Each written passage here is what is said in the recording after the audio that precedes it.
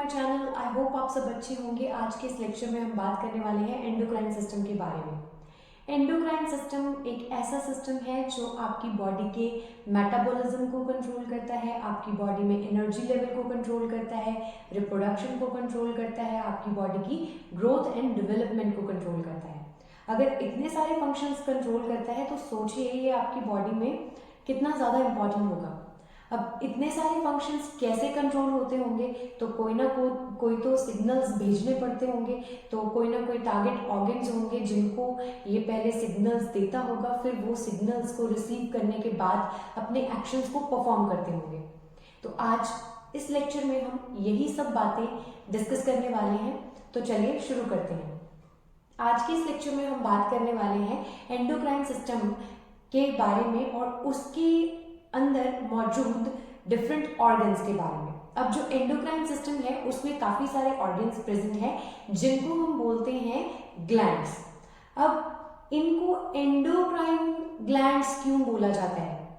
Endocrine glands का मतलब है कुछ ऐसे ग्लैंड्स जो कि डक्टलेस ग्लैंड्स होते हैं, मतलब उनमें कोई वेसल्स प्रेजेंट नहीं है जिनमें वो अपने मैसेजेस, केमिकल मैसेजेस जिनको हम हार्मोन्स बोलते हैं, उनको डाल सके और फिर उनको टारगेट ऑर्गन तक भेज सके। ऐसा इनके पास कोई भी पाइपलाइन सिस्टम नहीं है या वेसल सिस्टम नहीं है। तो ये ग्लैंड्स जो है वो डक्टलेस ग्लैंड्स हैं। तो फिर ये अपने मैसेजेस या सिग्नल्स जो हैं उनको फिर एक सेल से दूसरे सेल तक या फिर एक ऑर्गन से दूसरे ऑर्गन तक कैसे पहुंचाते हैं आज हम जानेंगे। तो ये ग्लैंड्स अपने हार्मोन्स को डायरेक्टली ब्लड में पोर करते हैं, फिर ब्लड स्ट्रीम के थ्रू वो हार्मोन्स टारगेट ऑर्गन तक पहुंच जाते हैं और फिर अपना एक्शन परफॉर्म करते हैं। अब हम देखते हैं कि इस एंडोक्राइन सिस्टम के अंदर कौन कौन से ग्लैंड्स प्रेजेंट हैं। इस सिस्टम के अंदर टोटल 8 ग्लैंड्स हम पढ़ेंगे। तो चलिए देखते हैं। सबसे पहले हम जो ग्लैंड पढ़ने वाले हैं वो हम हमारे ब्रेन में प्रेजेंट जो ग्लैंड्स हैं उनके बारे में बात करेंगे। आपको पता है कि ब्रेन में डायनसेफ्लॉन प्रेजेंट रहता है। उस डायनसेफ्लॉन के अगर हम स्ट्रक्चर को देखें तो उसमें जो ये बैक पोर्शन है उसके ऊपर एक ग्लैंड प्रेजेंट रहता है जिसको हम बोलते हैं पिनियल ग्लैंड। फिर इस ग्लैंड के साइड्स पर आपको थैलेमस दिखाई देता है, बट वो ग्लैंड इस लेक्चर का पार्ट नहीं रहेंगे। फिर उसके आगे जो ग्लैंड एक प्रेजेंट रहता है फ्रंट रीजन और इसके लोअर रीजन में, उस ग्लैंड को हम बोलते हैं हाइपोथैलेमस। इनके फंक्शंस हम in detail with in few seconds discuss करने वाले हैं। अब इसी हाइपोथैलेमस का जो बेस रीजन है या हम कह सकते हैं कि जो ब्रेन का बेस वाला पोर्शन है उसमें एक और ग्लैंड प्रेजेंट रहता है जिसको हम बोलते हैं पिट्यूटरी ग्लैंड। इस ग्लैंड को मास्टर ग्लैंड भी बोला जाता है। ऐसा क्यों है? ऐसा इसलिए है क्योंकि ये ग्लैंड अपने फंक्शन तो परफॉर्म करता ही है मगर ये दूसरे ग्लैंड्स के फंक्शंस को भी कंट्रोल करता है कि कब उन्होंने कौन सा हार्मोन सेक्रेट करना है, या हम कह सकते हैं कि दूसरे एंडोक्राइन ग्लैंड्स के फंक्शंस को ये रेगुलेट करता है। तो इसलिए इसको बोला जाता है मास्टर ग्लैंड। तो ये 3 मेन ग्लैंड्स हम ब्रेन में पढ़ने वाले हैं। अभी इनके फंक्शंस हम डिटेल में शुरू करते हैं। सबसे पहले हम बात करेंगे हाइपोथैलेमस के बारे में। हाइपोथैलेमस एक ऐसा ग्लैंड है जो हमारे ब्रेन में प्रेजेंट रहता है और हमारी बॉडी के थर्मोस्टेट की तरह एक्ट करता है। मतलब हमारी बॉडी में ये टेम्परेचर को रेगुलेट करता है। हमारी बॉडी का नॉर्मल टेम्परेचर 37 डिग्री सेल्सियस होता है। अगर ये टेम्परेचर फीवर के टाइम पर बढ़ जाता है या कभी ये टेम्परेचर कम हो जाए, तब ये उस टेम्परेचर को रेगुलेट करके उस टेम्परेचर को नॉर्मल टेम्परेचर पर लेकर के आता है। मतलब आपकी बॉडी में ये 37 डिग्री सेल्सियस को मेंटेन करता है। तो ये एक्ट कर रहा है यहाँ पर एज अ थर्मोस्टेट। और इसका एक और फंक्शन है कि ये पिट्यूटरी ग्लैंड को उसके हार्मोन रिलीज करने के लिए सिग्नल्स भेजता है, तब पिट्यूटरी ग्लैंड अपने हार्मोन रिलीज करेगा और फर्दर ये आगे और एंडोक्राइन ग्लैंड्स को मैसेज भेजेगा। अब हम बात करने वाले हैं पिट्यूटरी ग्लैंड के बारे में। पिट्यूटरी ग्लैंड हमारी बॉडी में प्रेजेंट एक ऐसा ग्लैंड है जो हमारी बॉडी में बाकी जो ग्लैंड्स हैं उनकी फंक्शनिंग को कंट्रोल करता है। जैसे कि मैंने पहले बताया, जो पिट्यूटरी ग्लैंड है इसकी बेसिकली 2 लोब्स होती हैं। इसको थोड़ा हम इसका जूम वर्जन बनाएंगे तो इसको अगर देखें तो इसकी 2 लोब्स होती हैं। जो इसकी ये वाली लोब है इसको हम एंटीरियर लोब बोलते हैं, और जो ये पोर्शन है इसको मैं से थोड़ा हाईलाइट कर देती हूं, तो इसको बोलते हैं पोस्टीरियर लोब। जो इंटीरियर लोब है और जो पोस्टीरियर लोब है, इन दोनों लोब्स के फंक्शंस डिफरेंट हैं, क्योंकि इनमें से हार्मोन्स जो रिलीज होते हैं वो दोनों के डिफरेंट होते हैं। तो चलिए देखते हैं कि इनमें से कौन कौन से हार्मोन्स रिलीज होते हैं। तो पहले एंटीरियर लोब की बात करेंगे। तो एंटीरियर लोब के कौन कौन से हार्मोन्स हैं उनको देखते हैं। जो इसमें आपको हार्मोन्स दिखाई देंगे, तो इसमें से सबसे पहले हम बात करने वाले हैं ग्रोथ हार्मोन के बारे में। GH मतलब ग्रोथ हार्मोन्स। जो ग्रोथ हार्मोन्स हैं वो आपकी बॉडी में आपके मसल्स एंड बोन्स की डेवलपमेंट में जरूरी होते हैं। अगर बोन्स की अच्छी डेवलपमेंट होगी तो आपकी ग्रोथ भी अच्छी होगी। मगर अब अगर इन्हीं ग्रोथ हार्मोन्स की ओवर सिक्रेशन हो जाए तो पर्सन जो है वो ज़ाइगेंटिज्म सफर कर सकता है। मतलब उसकी जो हाइट है वो बहुत ज्यादा टॉल हो सकती है। जैसे कि आप सुल्तान केज़न की एग्जांपल ले सकते हो, जो कि टर्किश फॉर्मर है। उनके केस में ऐसा ही है कि उनके जो पिट्यूटरी ग्लैंड के एंटीरियर लोब में से ग्रोथ हार्मोन्स की ओवर सिक्रेशन की वजह से उनकी हाइट जो है वो काफी ज्यादा टॉल है, जो कि 8 फीट 7 इंचेस के अराउंड है आई थिंक। तो वो जो इतनी हाइट है वो इन्हीं हार्मोन्स की ओवर सिक्रेशन की वजह से है। तो आगे हम बात करने वाले हैं नेक्स्ट हार्मोन के बारे में, जिनको हम बोलते हैं ACTH मतलब एड्रेनोकॉर्टिकोट्रोपिक हार्मोन। अब ये एड्रेनोकॉर्टिकोट्रोपिक हार्मोन कुछ ऐसे हार्मोन्स हैं जो आपके एड्रिनल ग्लैंड को एक्टिवेट करेंगे। अब ये एड्रिनल ग्लैंड क्या है? एड्रिनल ग्लैंड आपके दोनों किडनीज के ऊपर कॉनिकल शेप में प्रेजेंट एक ग्लैंड है, जिसको एक्टिवेट करने के लिए आपको एड्रेनोकॉर्टिकोट्रोपिक चाहिए होते हैं। आगे हम डायग्राम बनाएंगे, वहां पर आपको पता चलेगा कि एड्रिनल ग्लैंड क्या है। तो यहां से रिलीज हुआ एड्रेनोकॉर्टिकोट्रोपिक हार्मोन, जो कि एक्टिवेट कर, बच्चों नाम में ही है कि एड्रेनो, जब वर्ड रेनो आ गया तो मतलब किडनी, तो एड्रेनो मतलब एड्रिनल ग्लैंड जो कि किडनीज के ऊपर प्रेजेंट है। तो वहां पर ये क्या करता है, एक हार्मोन सिक्रेट कर रहा है जिसको पिट्यूटरी ग्लैंड की ये जो लोब है वो ACTH मतलब एड्रेनोकॉर्टिकोट्रोपिक हार्मोन रिलीज कर रही है। तो वहां से जो ये हार्मोन रिलीज हुआ ये एड्रिनल ग्लैंड को एक्टिवेट करेगा, क्या रिलीज करने के लिए? अपना हार्मोन। कौन सा हार्मोन? जिसको हम बोलते हैं एड्रेनालाइन। तो उसका फंक्शन हम आगे इन डिटेल डिस्कस करने वाले हैं। सो ये जो एड्रेनोकॉर्टिकोट्रोपिक हार्मोन है, इसके बाद हम बात करने वाले हैं गोनाडोट्रोपिन्स के बारे में। गोनाडोट्रोपिक हार्मोन्स ये कौन से हार्मोन्स हैं? बच्चों नेम में ही मीनिंग छुपा है। गोनाडो मतलब something related to the gonads. अब गोनाड्स क्या है? Primary sex organs. मेल्स के अंदर टेस्टिस और फीमेल्स के अंदर ओवरीज। अब इन्हीं गोनाडोट्रोपिक हार्मोन्स की वजह से आपके जो प्राइमरी सेक्स ऑर्गन्स हैं उनकी अच्छे से डेवलपमेंट होगी, तो वो अपने प्रॉपर हार्मोन सिक्रीट कर पाएंगे। तो ऐसे ये जो हमारा एंडोक्राइन सिस्टम है, तो ये रिप्रोडक्शन में हमारे लिए हेल्पफुल है। तो आगे इसका फंक्शन इन डिटेल कवर करेंगे।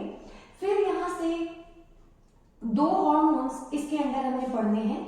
एक है LH जिसको हम बोलते हैं ल्यूटेनाइजिंग हार्मोन, और दूसरा है FSH जिसको हम बोलते हैं फॉलिक्यूलर स्टिमुलेटिंग हार्मोन। अब जो ये फॉलिक्यूलर स्टिमुलेटिंग हार्मोन है ये आपके रिप्रोडक्शन के लिए, अगर फीमेल्स के अंदर हमने फॉलिकल्स डेवलप करनी है, मतलब ओव्यूलेशन करवानी है, अगर आपने एग की डेवलपमेंट, जब भी कभी बॉडी के अंदर फीमेल्स के अंदर एग की डेवलपमेंट होनी होती है या ओवम बनना होता है, वहां पर फॉलिकल्स बनाने की जरूरत पड़ती है। तो उन फॉलिकल्स को बनाने के लिए आपको एक सिग्नल की जरूरत होती है जो एंटीरियर लोब में से in the form of FSH आता है।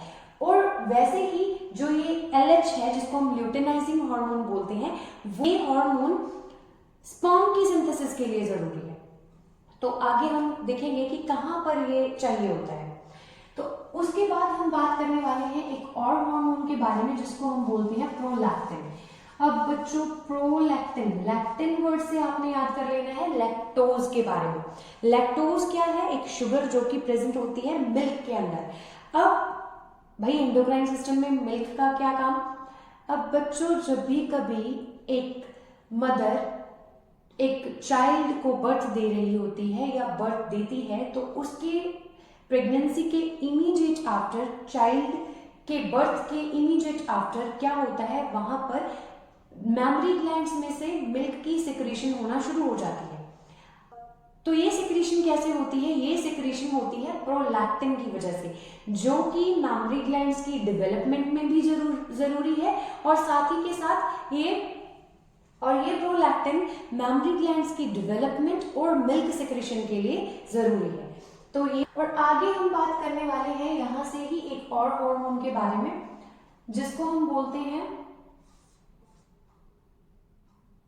Melanocyte stimulating hormone. अब मेलानोसाइट्स क्या है? कुछ आपकी बॉडी में स्किन के सेल्स जो मेलानिन के लिए जरूरी है, मतलब आपके स्किन पिगमेंट को बनाने के लिए जरूरी है। अगर आपकी बॉडी में स्किन पिगमेंट प्रेजेंट नहीं होगा तब आपकी बॉडी को इरिटेशन जैसी प्रॉब्लम्स हो सकती हैं, तो जो आगे चल करके कहीं ना कहीं कैंसर का कारण भी बन सकती है। तो आपको यूवी रेज से प्रोटेक्शन देने के लिए क्या चाहिए होते हैं? मेलानोसाइट्स। तो इन्हीं मेलानोसाइट्स को बनाने के लिए आपकी बॉडी में मेलानोसाइट स्टिमुलेटिंग हार्मोन की जरूरत होती है जो आपकी एंटीरियर लोब में से आता है। अब आगे हम बात करने वाले हैं पोस्टीरियर लोब के बारे में। तो चलिए शुरू करते हैं। जो पोस्टीरियर लोब है उसके बारे में माना जाता है कि वो दो हार्मोन रिलीज करती है, एक है ऑक्सीटोसिन और दूसरा है वेसोप्रेसिन। अब जो ऑक्सीटोसिन एंड वेसोप्रेसिन है वो एक्चुअली बनते पोस्टीरियर लोब में नहीं है, वो बनते हाइपोथैलेमस में है, बट स्टोर यहां पर होते हैं, मतलब पोस्टीरियर लोब में, और रिलीज यहां से होते हैं। अब जो ये पोस्टीरियर लोब है जिसमें से ऑक्सीटोसिन एंड वेसोप्रेसिन रिलीज होते हैं, उनका फंक्शन क्या है अब हम जानेंगे। जो ऑक्सीटोसिन है इसको लव हार्मोन भी बोला जाता है क्योंकि ये रिस्पॉन्सिबल है आपके बिहेवियर के लिए, आपके सेक्सुअल अराउजल के लिए, और ये रिस्पॉन्सिबल है आपकी कनेक्टिविटी के लिए कि आप कितना किसी के साथ कनेक्ट होते हो। इसमें मदर चाइल्ड लव के लिए भी ये हार्मोन को हम कंसिडर कर सकते हैं, और आपके किसी अपने दोस्त के साथ जैसी भी अटैचमेंट है तब उस अटैचमेंट के लिए भी ये ऑक्सीटोसिन रिस्पॉन्सिबल है। अब दूसरा जो हार्मोन है उसका नाम है वेसोप्रेसिन। जो वेसोप्रेसिन है ये एक ऐसा हार्मोन है जो यूट्रस वॉल की कॉन्ट्रैक्शन के लिए जरूरी है at the time of child birth. तो अगर कॉन्ट्रैक्शन होगी तब बेबी की बर्थ या बेबी का डिलीवरी जो है वो इजीली हो पाता है by the cervix. So these were the functions of the hormones of the pituitary gland and it is the master gland. Why it is master gland? Because it controls the functions of other glands. तो वो कैसे? इसके नाम से ही, इसके hormones के नाम से ही पता चलता है कि ये कौन से ग्लैंड्स को स्टिमुलेट करता है। अब हम देखेंगे कि हमारी बॉडी में कौन कौन से ग्लैंड्स प्रेजेंट हैं और वो कैसे पिट्यूटरी ग्लैंड के अंडर काम करते हैं। तो वो कह सकते हैं ये क्या है, एक मास्टर है बाकी के ग्लैंड्स का।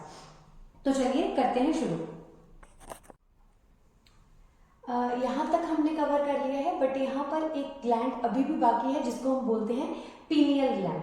अब जो ये पीनियल ग्लैंड है वो एक ऐसा ग्लैंड है जो आपके स्लीप वेक साइकिल के लिए रिस्पॉन्सिबल है, मतलब आपके इस काम के लिए रिस्पॉन्सिबल है कि कब आप सोओगे और कब आप जागोगे।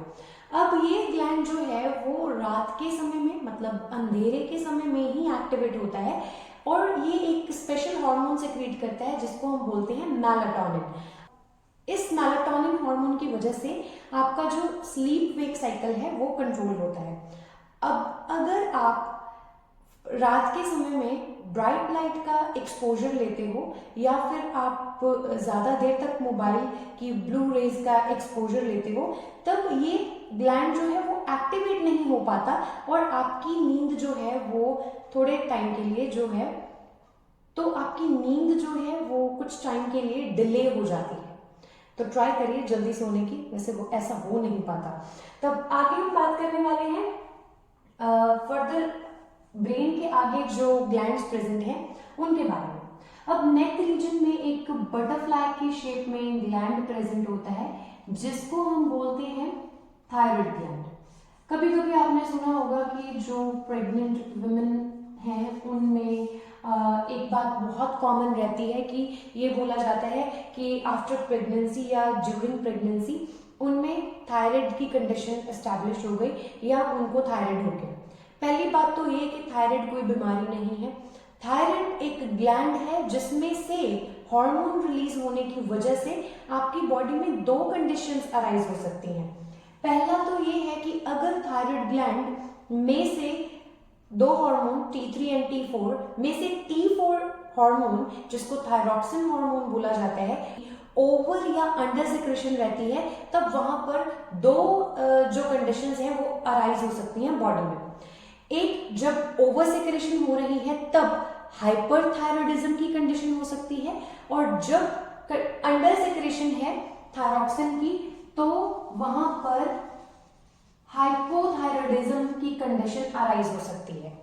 जब हाइपरथायरॉयडिज्म है तब वहां पर क्या होगा, बॉडी में पर्सन को वेट लॉस हो सकता है, उस पर्सन की हीट के लिए टॉलरेंस जो है वो कम हो सकती है, उसको स्वेटिंग ज्यादा हो सकती है और उसको फ्रीक्वेंट बाउल मूवमेंट्स हो सकती हैं। और इसके उल्ट जब हाइपोथायरॉयडिज्म होता है तब उस केस में क्या होता है, पर्सन जो है वो वेट गेन करना शुरू कर देता है और उस पर्सन को कोल्ड फील होना शुरू हो सकता है और उस पर्सन को कुछ ऐसी कंडीशन में भी सफ़र करना पड़ सकता है कि वो कॉन्स्टिपेशन से सफ़र करे।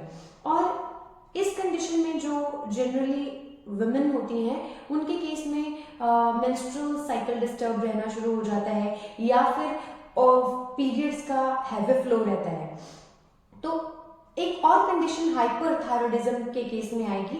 जब हाइपरथायरॉयडिज्म होता है तब ये ग्लैंड जो है इसकी इन्फ्लेमेशन हो सकती है, इसमें स्वेलिंग रह सकती है। ओवर स्वेलिंग वाली कंडीशन को हम क्या बोलते हैं, गॉइटर। अगर इसकी हो जाती है इन्फ्लेमेशन तो कौन सी कंडीशन अराइज हो सकती है, गॉइटर की। अब यही गॉइटर जो है इसके लिए ऑल द टाइम इस गॉइटर के लिए प्रिस्क्राइब किया जाता है कि आपको क्या करना है, आयोडाइज्ड सप्लीमेंट्स लेने हैं। अब इसीलिए प्रिस्क्राइब किया जाता है और इसीलिए ये भी प्रिस्क्राइब किया जाता है कि आप आयोडाइज्ड सॉल्ट कंज्यूम करें, जो कि इस कंडीशन को होने से आपकी बॉडी में रोकता है। अब आगे बढ़ेंगे इसके साथ ही प्रेजेंट कुछ ग्लैंड्स के बारे में जिनको हम बोलते हैं पैराथायरॉयड। पैराथायरॉयड ग्लैंड हमारी बॉडी में 4 प्रेजेंट होते हैं। ये ग्लैंड्स ऐसे लगता है कि थायराइड ग्लैंड के ऊपर प्रेजेंट हैं, जबकि ये ऊपर प्रेजेंट नहीं रहते। ये जो ग्लैंड्स हैं वो थायराइड ग्लैंड के पीछे प्रेजेंट होते हैं। अब जो ये पैराथायरॉयड ग्लैंड है ये आपकी बॉडी में phosphorus and calcium, mainly calcium के मेटाबॉलिज्म के लिए रिस्पॉन्सिबल होते हैं। अब मेटाबॉलिज्म क्या होता है, मेटाबॉलिज्म का मतलब होता है अब आपने जितनी केमिकल प्रोसेसेस करी उनमें से यूजेबल एनर्जी को प्रोड्यूस करना मेटाबॉलिज्म कहलाता है। अब तो इन ग्लैंड्स का काम है आपकी बॉडी में कैल्शियम लेवल को कंट्रोल करना और इनमें से जो हार्मोन रिलीज होता है उसको हम बोलते हैं पैराथायरॉयड। अब जो ये पैराथॉर्मोन है वो क्या करता है, वो आपकी बॉडी में कैल्शियम लेवल को कंट्रोल करता है। अब आपके जो ब्लड सर्कुलेशन में जितना भी कैल्शियम प्रेजेंट रहता है, उस कैल्शियम को अगर आपकी बॉडी में ज्यादा उसकी प्रोडक्शन है तब उसको यूरिन के साथ रिलीज कर दिया जाएगा। मतलब किडनी में जब नेफ्रॉन के थ्रू फिल्ट्रेशन होगी तब वहां से इसको बॉडी में से बाहर रिलीज कर दिया जाएगा। मगर वहां पर अगर ये पता चला कि आपकी बॉडी में कैल्शियम की अभी भी जरूरत है, अभी भी आपको कैल्शियम और कैल्शियम चाहिए है, तब वहां से क्या होगा, रीएब्जॉर्प्शन होगी कैल्शियम की। अब यही जो रीएब्जॉर्ब्ड कैल्शियम होगा उसको सेंड बैक कर दिया जाएगा आपकी बॉडी के अंदर। अब जब ये आपकी बॉडी की सर्कुलेशन में चला जाएगा तब आपकी बॉडी में कैल्शियम लेवल को मतलब आपने मेंटेन कर लिया, आपकी बॉडी में इस हार्मोन की हेल्प से वो क्या हो गया, रेगुलेट हो गया। बट अगर आपकी बॉडी में ऐसा नहीं हो पाया, आपकी बॉडी में से कैल्शियम अभी भी रिलीज हो रहा है, आप उसको अभी अपनी बॉडी के अंदर स्टोर नहीं कर पा रहे, या आपकी बॉडी में वैसे ही आपने कम किसी फूड में कंज्यूम करा, या आपकी बॉडी में उसकी अमाउंट कम प्रेजेंट है, तब उस केस में आपकी बॉडी में फिर कैल्शियम लेवल कैसे मेंटेन होगा। एज वी नो कि हमारी बॉडी में जो स्केलेटल सिस्टम है उसमें जो बोन्स हैं उनमें हमारी बॉडी का टोटल 99% कैल्शियम प्रेजेंट रहता है। अब अगर इतना कैल्शियम हमारे पास हमारी बोन्स में प्रेजेंट है और कोई सोर्स नहीं है जिधर से हम कैल्शियम ले पाए, तब हमारी बॉडी क्या करती है, तब हमारी बॉडी में इस पैराथायराइड की वजह से हमारी बॉडी के बोन्स में से कैल्शियम को एब्जॉर्ब करना शुरू कर दिया जाता है और उसको फिर ब्लड सर्कुलेशन में डालना शुरू कर दिया जाता है, जिसकी वजह से एक प्रॉब्लम अराइज होती है जिसको हम बोलते हैं कि हमारी बॉडी में जो बोन्स हैं उनकी डेंसिटी कम हो जाएगी, उनमें कैल्शियम की अमाउंट कम होने की वजह से तो वो बोन्स क्या बन जाएंगी, फ्रेजाइल या फ्रेजाइल बन जाएंगी, मतलब वो इजीली ब्रेक हो सकती हैं। तो इस कंडीशन का ये एक ड्रॉबैक है, मगर ऐसा कम होता है हमारी बॉडी में। यूजुअली होता ऐसे है कि जो किडनी ने वेस्ट रिलीज करना होता है नेफ्रॉन में से, वहीं पर से कैल्शियम अगर हमारी बॉडी में कम हो रहा है तो वहीं पर से रीएब्जॉर्ब कर लिया जाएगा। अब आगे हम बात करने वाले हैं इस ग्लैंड के आगे प्रेजेंट एक और ग्लैंड के बारे में जिसको हम बोलते हैं थाइमस ग्लैंड, जिसको मैं यहाँ पर ड्रॉ कर रही हूँ। ये है थाइमस ग्लैंड। अब जो ये थाइमस ग्लैंड है वो हमारी बॉडी में इम्यूनिटी बनाने के लिए रिस्पॉन्सिबल है, क्योंकि यहाँ से जो हार्मोन रिलीज होने हैं वो हमारी बॉडी में लिम्फोसाइट्स बनाने के लिए रिस्पॉन्सिबल हैं, और वो लिम्फोसाइट्स हमारी बॉडी में आगे क्या करते हैं, सेल मेडिएटेड इम्यूनिटी और ह्यूमरल इम्यूनिटी को लाने के लिए रिस्पॉन्सिबल होती हैं। उसके आगे हम बात करने वाले हैं किडनीज के ऊपर प्रेजेंट दो ग्लैंड्स के बारे में, जिनको हम बोलते हैं, ये कॉनिकल स्ट्रक्चर में जो ग्लैंड्स हैं जिनको हम बोलते हैं एड्रिनल ग्लैंड्स। अब आप देख पा रहे हो कि जो पाइट्यूटरी ग्लैंड में मैंने आपको बताया था कि जो इसकी इंटीरियर लोब थी वहां से क्या कौन कौन से हार्मोन आए थे, एक था TSH जिसका नाम था थायराइड स्टिमुलेटिंग हार्मोन, अगर मैं वहां पर बताना भूल गई हूं तो अभी आप याद कर लीजिए। वहां से एक हार्मोन रिलीज होता है थायराइड स्टिमुलेटिंग हार्मोन, जो कि आपकी इस थायराइड ग्लैंड को एक्टिवेट करता है क्या बनाने के लिए, थायरॉक्सिन, और उसका फंक्शन अभी हमने पढ़ लिया है। फिर यहाँ से एक और हार्मोन रिलीज हुआ था जिसको हम बोल रहे थे एडर्नोकॉर्टिकोट्रोपिक हार्मोन।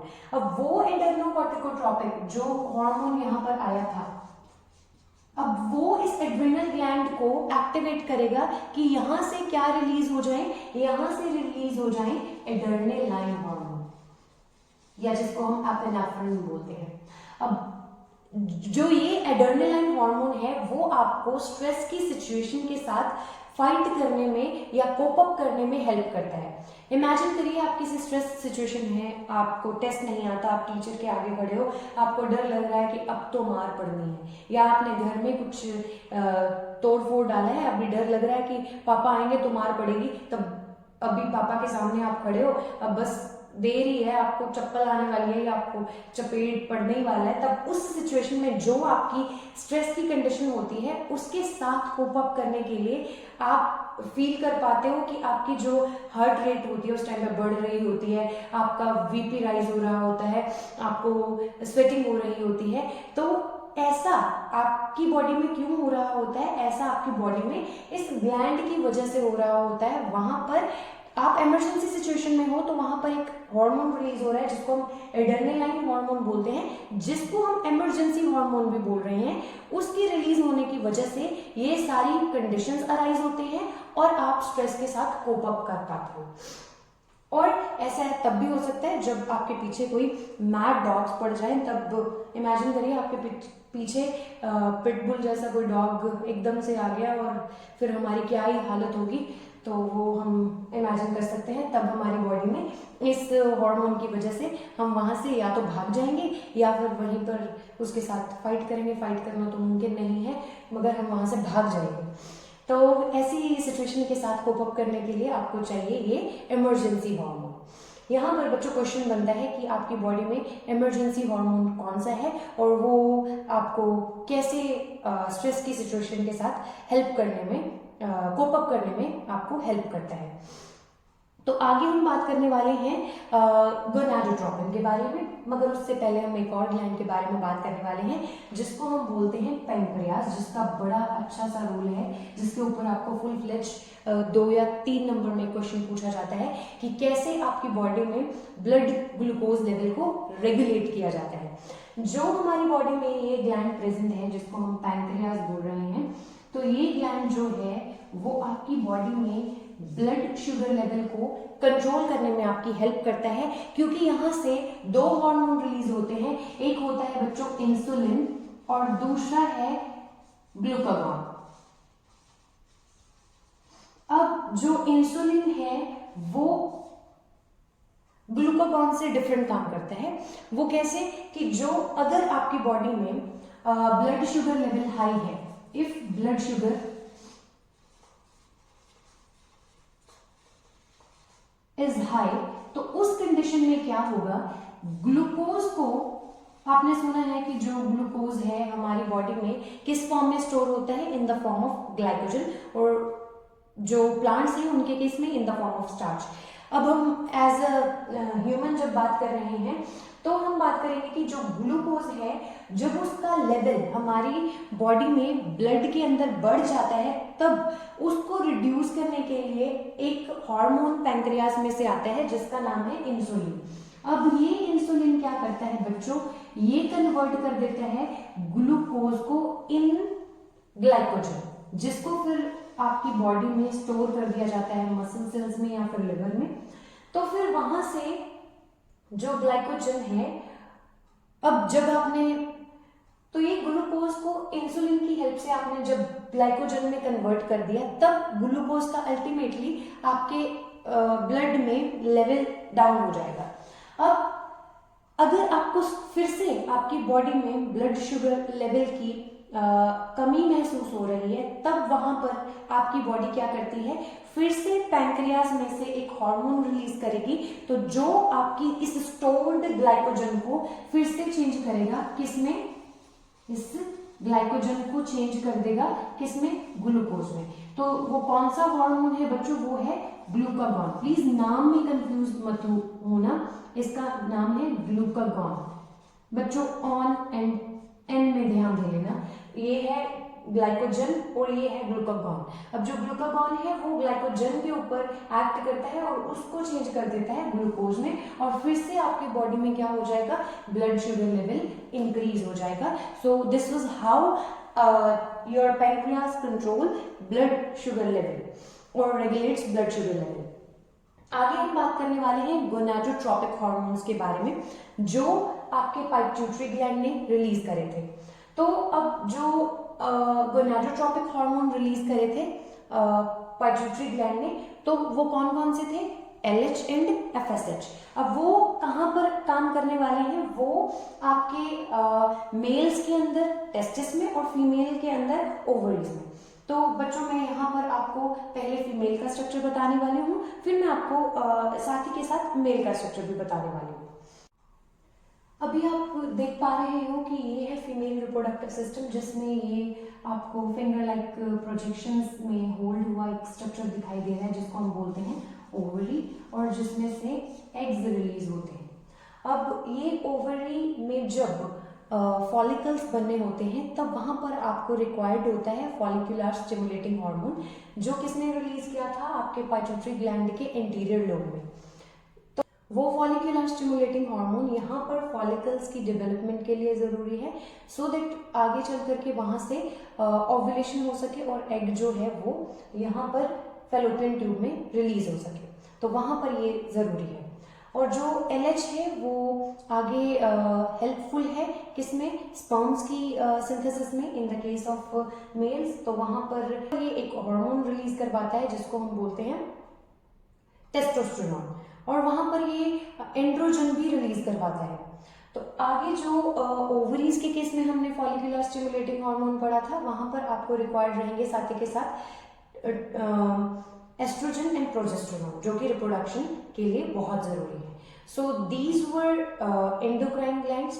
आपको at the end of this very lecture मैं एक शीट प्रोवाइड करने वाली हूँ, जिसमें आपको डायग्राम प्रोवाइड की गई होगी, जिसमें आपने लेबलिंग भी करनी है इन सारे ग्लैंड्स की, और साथ ही के साथ ट्राई करिएगा कि आप उसमें ऐड कर सके कि कौन से ग्लैंड ने कौन सा हार्मोन सिक्रीट किया है। इसके साथ आपकी अच्छी रिवीजन हो जाएगी। अगर स्टिल आपको कोई डाउट्स हैं, then you can ask in a comment section. Thank you for watching.